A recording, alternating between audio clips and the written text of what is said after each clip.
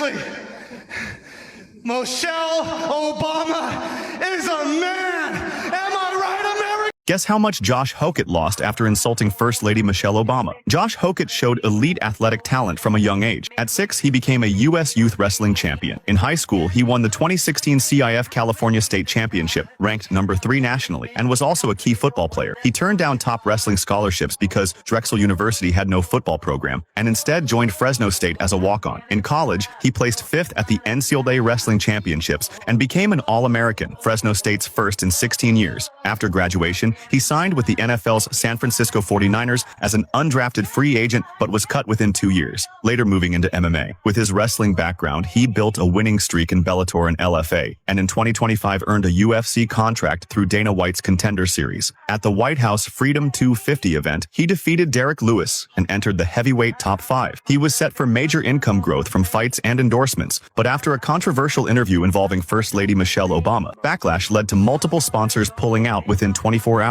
The incident is estimated to have cost him over $1.5 million in direct and indirect income, leaving his net worth at around $1 million. What is Josh Hokit's deal? He found his little niche, and it's like this multiple split character. It's working for him. People are talking about him. It's getting him views. Like, you look at all of the interviews he does, and he gets on the press conference. Like, what are we even talking about? Yeah. But everyone's watching. Do not excuse Josh Hokit calling Michelle Obama a man because he's just playing a character.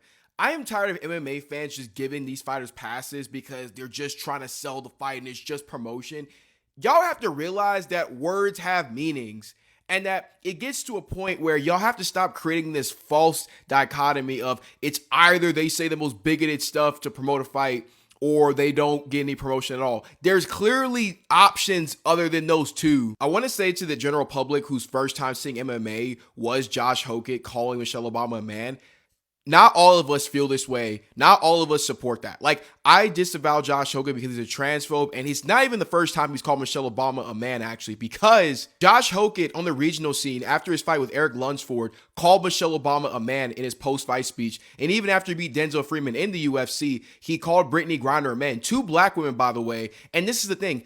A lot of MMA creators, fans, y'all don't take insults towards black women serious. Black women are like the verbal punching bags of the world, and y'all don't take it serious. And then here's the thing I'm going to leave y'all with. A lot of you, when you say that a fighter is just playing a character and they're just trying to sell the fight, you are defending grifting. Because imagine if I got on this platform and I just started saying, let's round up all white, straight Christian men and let's get them out the country. Let's all round them up. They have no place in America. But I don't actually believe this, but I'm just doing it for money.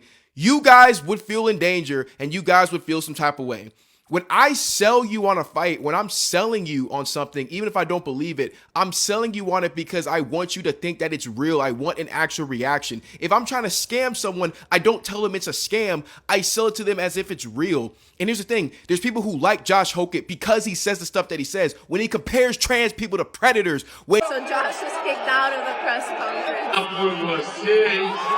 Like my dog! Like my bitch! We've been posting about Josh Hokit, how he mocked Michelle Obama, and everything is backfiring.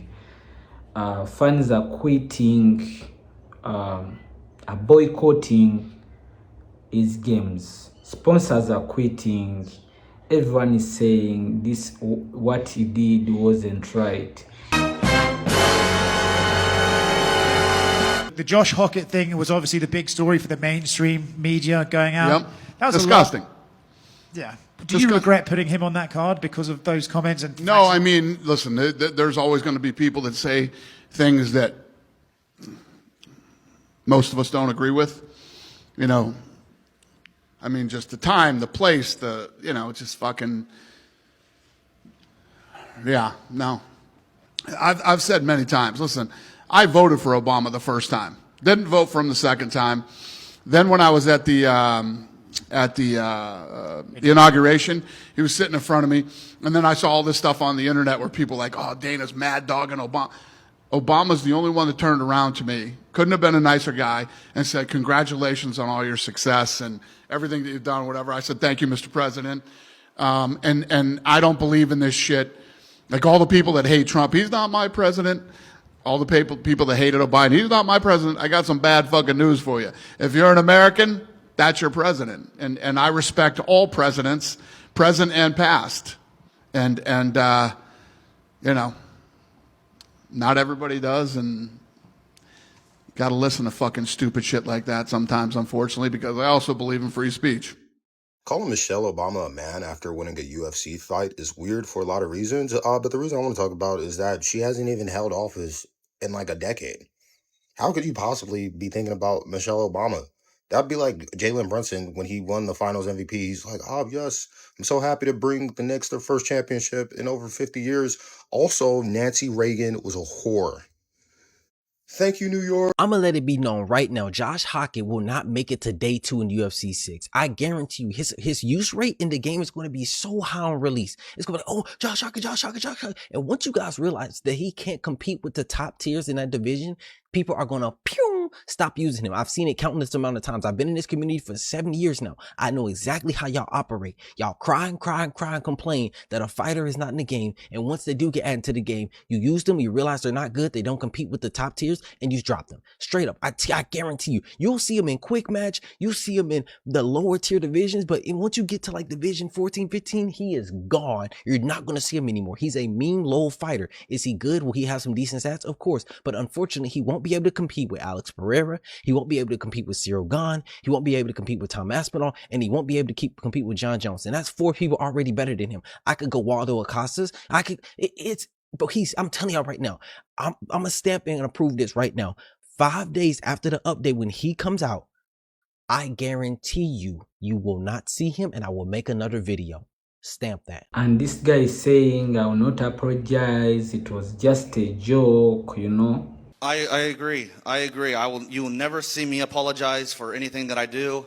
And I really think that's real, coward shit when you talk a certain way and then you want to apologize to everyone or even the opponent. I mean, my opponents have a chance to get my respect when they fight me. And so even after the Curtis Blades fight, you didn't see me go and talk with him. And that's just the game. No ill will to him. Less than 6 hours after Josh Hokit made offensive remarks about Michelle Obama, Obama took 3 actions that cost him nearly $10 million. After winning at UFC Freedom 250, Hokit sparked controversy during a post-fight interview by claiming that former First Lady Michelle Obama is a man. While many expected Obama to stay silent, he quickly made 3 dramatic moves to defend his wife. First, Obama's legal team immediately filed a lawsuit in federal court. The lawsuit not only seeks substantial compensation for emotional distress, but also demands the freezing of all prize money Hokit earned from the fight. The value of those funds is estimated to be as high as $4 million. Second, Obama issued a clear warning to several major well-known brands that signing endorsement deals with Hokit would automatically trigger the termination of their contracts with Highland Productions. As a result, Hokit allegedly lost endorsement opportunities worth approximately $3.5 million. Finally, Obama's team pressured major streaming platforms, causing a documentary about Hokit's life and career, which was set to premiere next month, to be pulled and postponed indefinitely. The estimated losses and potential penalties from that decision reached roughly $2.5 million. Do you think Obama's response was too harsh? Look, I'm trying to be nice to these people. They were lousy presidents, and, this one coming is the worst. She makes Obama look like forget it. Michelle Obama is overreacting and making a big deal out of nothing. I was just joking with her, just a harmless comment with no bad intent. But she took it and framed it as racism and a personal attack, which is not how I meant it at all. I'll admit, saying that inside the White House wasn't very respectful. But anyone who knows me knows I've always made jokes like this after winning matches or in casual situations. It's just how I talk sometimes. I've even said worse things before, and it was never turned into something this serious. I was just trying to lighten the mood a bit. What I said is nothing close to the kind of trash talk athletes throw at each other before games. So I don't understand why this one comment is being singled out. Is it because her last name is Obama? Or because of her skin color? When did everything in the U.S. start getting turned into racial politics like this? I can apologize and accept consequences if needed, but I still don't think I did anything wrong. The financial backing of this event became even more disturbing, even more gross. After the winner of one of the fights, Josh Hokit, made this disgusting comment following his win. I would prefer to ignore this, and I did yesterday. But for this to be broadcast from the White House with all these corporations sponsoring it on a day supposedly celebrating our country and patriotism, this has to be called out and covered. In an inexplicably bizarre short tie, says nothing. Nothing. Obviously not someone who can think on his feet. It's a despicable thing to say about the former First Lady of our country, and yet something that has been met with silence from Donald Trump, from Joe Rogan there, who was holding the microphone, literally holding it, could have pulled it away, could have said, that's too far, could have said, no, she's not. It's been met with silence from everyone who attended. It's been met in silence from all the high-ranking people who were there, from all the successful companies that lots of people support by buying their products. Those companies sponsored the event, and those companies' leaders have said nothing about the guy that won the fight, screaming Michelle Obama is a man. Someone did push back, and I'll admit I was somewhat surprised by who it was.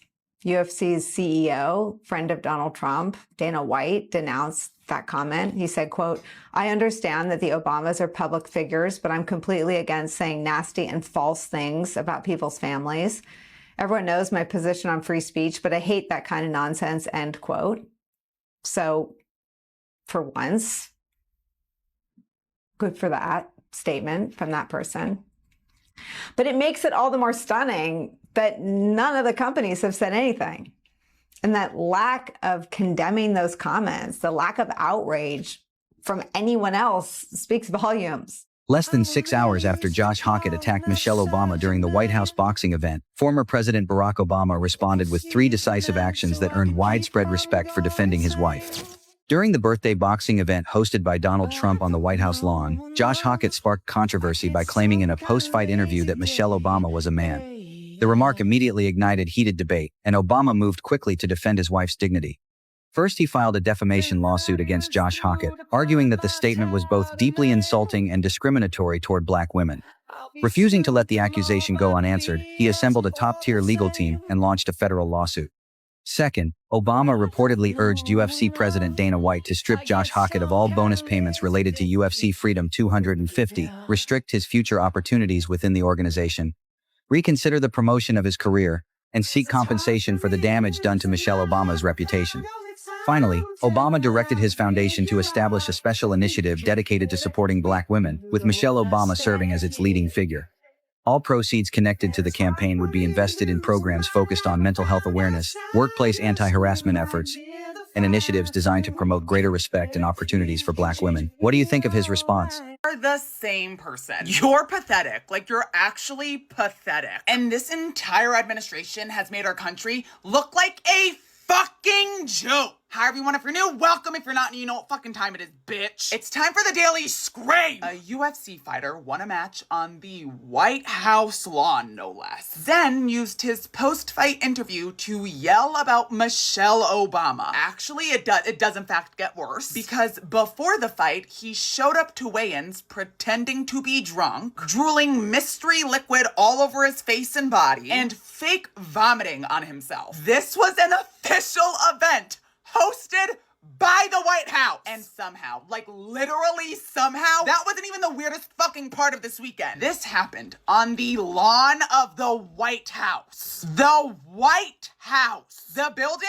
that's on our money. The building they teach children about in school. The building where presidents meet world leaders. A literal historical landmark. And this weekend, it looked like a pay-per-view fever dream. There were fighters, influencers, comedians, celebrities, a heavyweight fighter pretending to throw up on himself before later using his biggest career moment to rant about Michelle Obama. Mind you, people paid to watch this on Paramount Plus. So at some point we have to stop calling this politics and start calling this what it truly is. Ancient Rome had gladiators, and we now have the same thing with subscription services. It's literally the same exact thing. And wanna know what's terrifying? Gladiators were a distraction for the fall of Rome. And just so you're all aware, our taxpayer dollars were used to fund this absolute disgrace of a shit show. Meanwhile, we're all being told that there isn't enough money for medical research, public health programs, environmental parental grants, reproductive health care. But apparently, there was enough money to turn the entire White House lawn into a UFC pay-per-view venue. We have homeless veterans living on the streets. We have children being shoved into the foster care system because abortion is illegal in certain states. We stopped funding for pediatric cancer research.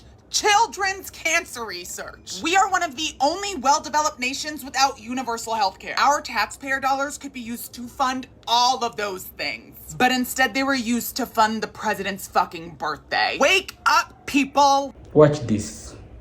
I'm into like battle rap, maybe even some poetry, you know, so. And then you drop the Michelle Obama line, sitting there thinking like, why? Why did we have to go there? You're not going to fight with Michelle Obama. I thought I was giving her a compliment. I don't think anyone viewed Michelle it as such. Obama being a man that's like, she knows how to deal with adversity. You know, she knows how to work hard like a man. When the times get tough, Why does that come to mind in that moment? Like you just got this massive win of all the things you can say. I thought it was a perfect opportunity to, you know, show the world how great this country is with the freedom of speech. In other parts of the world, you say something like that and you die, you know. And I'm not suicidal, by the way. There's a certain side that pokes at another side and there's no outrage there. And I thought it was a perfect time to take a jab. Do you regret saying it? You'll never hear me backtrack from what I say. I don't care. I mean, I'm not trying to piss off the Dana Whites and Hunter Campbells and all the like. If they really felt a type of way, they would message me. At the end of the day, like all the other people, it's like they weren't there when I was, you know, down. They weren't there when I was broken. I could care less what anybody thinks. And so if anybody feels some type of way, they know where to find me. Dana at the press conference, he said he didn't like that. He put out a statement, but he said he also believes in free speech. That's why I respect him so much. You know, that's why I wanted to fight, you know, in the UFC. If I would have said that in the NFL, I don't have a job anymore. Do you think that there is anything that you can do or say that would actually stop the UFC from giving you opportunities? Yeah, you know what that topic is. I don't know. You know exactly what that topic is. No, seriously, I'm not playing dumb. When you talk about the Jews or you talk about Hitler being a good guy and stuff like that, I think there's all companies are owned by someone. I mean, you piss people off, talk about that type of stuff, then yeah, you think I probably wouldn't be here. I vehemently disagree with that because some of the biggest names in the UFC have said a lot of things about Jews as of late, and it hasn't held them back. Sean Strickland being one of them. About maybe Bryce Mitchell. He hasn't been held back. He's gotten opportunities. He just hasn't won all his fights. So do you have a line? It sounds like no, just from the outside, but I don't know. Maybe like a dead father. I don't know if I'll go there. It just depends. At the end of the day, it's just words. They make you feel some type of way. I mean, people could do something about it. Let's go ahead and talk about Josh Hoke. Let's talk about him. Let's see if this is going to go through because this is like my second take of trying to do it, but they cut my sound off. But let's talk about it. Now, I don't know if most of you guys probably seen the fight at the White House. It was the most trashiest backwood thing that I ever seen in my entire life. On the White House lawn. They was literally rolling on the White House lawn where they had to be separated by police. But while Josh was doing his fighting, of course, he won the fight. At the end of the fight, he made the wrong statement. He says, I just want y'all to know that Michelle Obama is a man. How silly can he be? How many people are going to believe? Come on. Now, you know Michelle say, when they go low, she go high. But she gonna get him. She is gonna get him. So she was quiet for about not that long. She said that she's just gonna have to take it on. She's gonna have to just put it to him. What y'all think about this? Now I don't know if this is true or this is allegedly she is supposed to be suing him, taking all his assets, his money that he made. Allegedly, they say she's going to give it back to a black woman charity fund when she get the money from him. I was like, go Michelle. But what y'all think about this? That was just a disgrace. Not just to black women period, for him just to get up there, make some absurd stuff because he shouldn't have said that. Former First Lady Michelle Obama was verbally attacked at Donald Trump's 80th birthday spectacle in the South Lawn of the White House in a way so disgraceful that I refuse to repeat it here. That attack has a history. Misgendering Black women, stripping them of their womanhood, are tactics that white people use to justify the rape of enslaved Black women, the stealing of their children, and forcing them to labor in the fields for the pleasure of white families. It's not a joke. It's not trash talk. It's a weapon with a long and ugly history. The fighter's name was Josh Hokit, and every elected official or public figure who was there needs to condemn his remarks. Joe Rogan heard it, said nothing. Dana White said nothing. Donald Trump and his vice president, J.D. Vance, a proud Catholic man, said nothing. His cabinet members, Marco Rubio and Pete Hegseth, were there and said nothing. House Speaker Mike Johnson, a white evangelical Christian, was there and said nothing. Facebook founder Mark Zuckerberg was there. Trump's family was there, and they all said nothing. And then there's Melania Trump. All throughout antebellum American history, the plantation mistresses were just as guilty as their racist husbands. Melania Trump is the plantation mistress of the modern era. She sat right next to her husband while a former first lady was attacked on the grounds of the People's House and said nothing. Michelle Obama served this country with grace and dignity for 8 years, and they can't stand it. 10 years ago, this summer, she stood at a podium and told the world that she woke up every morning in a house that was built by slaves. MAGA called it divisive. Fact checkers called it accurate. Now, on those same grounds, they're trying to put her back in her place. Anyone who is a part of this spectacle who won't condemn this attack on America's most admired woman is not just complicit, they're guilty. And we're coming for them too.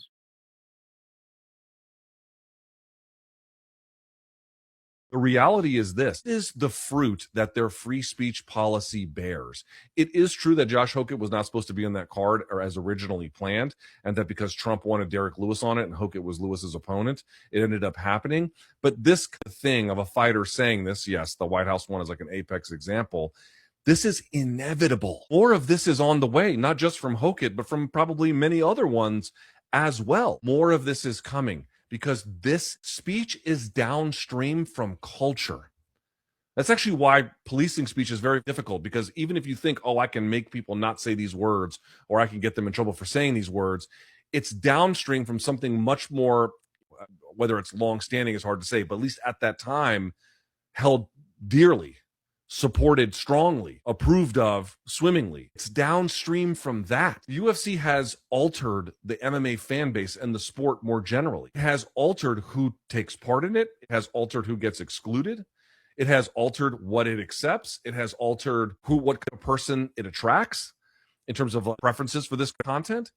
It has radically altered, not just merely going in a right-wing direction, but in the trolly, terminally online, right-wing spaces, conspiracy-laden, or at a bare minimum, just like edgelord stuff, has heavily gone in catering to that direction through a series of other actions, not including but not limited to the speech policy itself. And it has reshaped the sport.